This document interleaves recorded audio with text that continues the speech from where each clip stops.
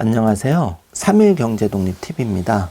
6월 1일부터 크게 바뀌는 부동산 정책, 잘못하면 과태료 세금 폭탄을 맞는데요.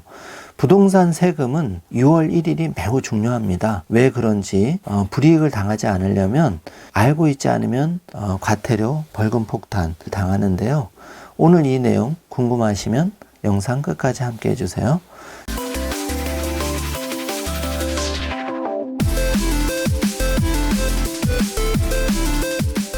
벌금이나 과태료 폭탄을 받지 않기 위해서는 집주인이든 세입자든 매우 조심하셔야 됩니다. 주택임대차 계약 신고가 크게 바뀌는데요. 시행일이 바로 6월 1일부터입니다. 신고 의무인은 임대차 계약 당사자 임대인과 임차인 공동신고입니다. 신고 대상은 주택임대차보호법에 따른 수도권, 서울특별시, 인천광역시 및 경기도 광역시, 기타 세종특별자치시, 제주특별자치도가 해당인데요. 보증금 6천만 원 또는 월 차임 30만 원을 초과하는 주택임대차 계약인데, 신고 서류는 주택임대차 계약 신고서와 주택임대차 계약서가 필요합니다.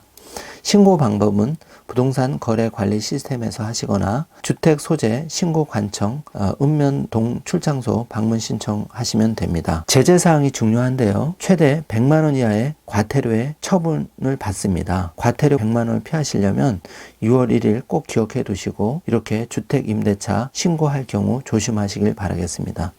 자세한 내용은 콜센터 1588-0149번으로 하시면 됩니다. 부동산 세금은 6월 1일이 매우 중요한데 왜 그럴까요?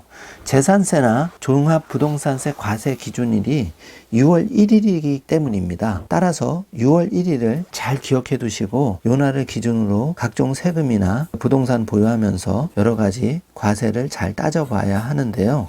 재산세 납부 기간은 토지의 경우에는 매년 9월 16일부터 9월 30일까지 납부를 해야 되고, 주택 같은 경우에는 징수할 세금의 2분의 1을 매년 7월 16일부터 7월 31일까지 납부를 해야 됩니다. 종합부동산세는 토지주택의 경우에는 납부 기간이 12월 1일부터 12월 15일인데요. 이렇게 부동산을 보유하면서 발생하는 보유세, 재산세와 종합부동산세의 경우 매년 6월 1일을 기준으로 현재 소유하고 있는 자에게 과세하는 세목이기 때문에요. 따라서 6월 1일이 매우 중요합니다. 만약에 이런 세금이 싫으시다면 6월 1일 전에 집을 처분을 하거나 이런 스킬이 필요하겠죠. 자, 두 번째, 상속 개시일이 6월 1일 이후 공과금 공제를 하는데요. 상속 개시일, 즉 사망일이 6월 1일 이후인 경우 피상속인에게 납세 의무가 성립된 것으로 상속인이 납부한 공과금은 상속 재산의 가액에서 차감할 수가 있습니다.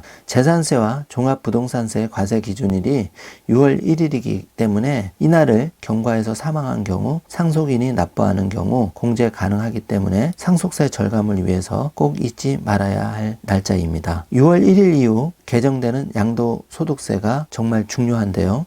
정부에서 단기 매매에 대한 강력한 규제로 세율 인상을 선택했죠. 2년 미만 보유주택 에 대한 양도소득세 세율이 2021년 6월 1일 이후 크게 상향 조정이 되는데, 다주택자가 조정 대상 지역 내 주택을 매도하는 경우 중과세율이 10% 인상이 되었습니다. 현행은 1년 미만은 주택의 부동산은 50%, 주택 입주권은 40%였는데 개정이 되면서 이 비율이 50%에서 70%로 무려 20% 이상 대폭 인상이 되었습니다. 중과세율 역시 1세대 3주택의 경우에는 기본세율 플러스 20%에서 기본세율 플러스 30%로 무려 10% 이상이 올랐습니다.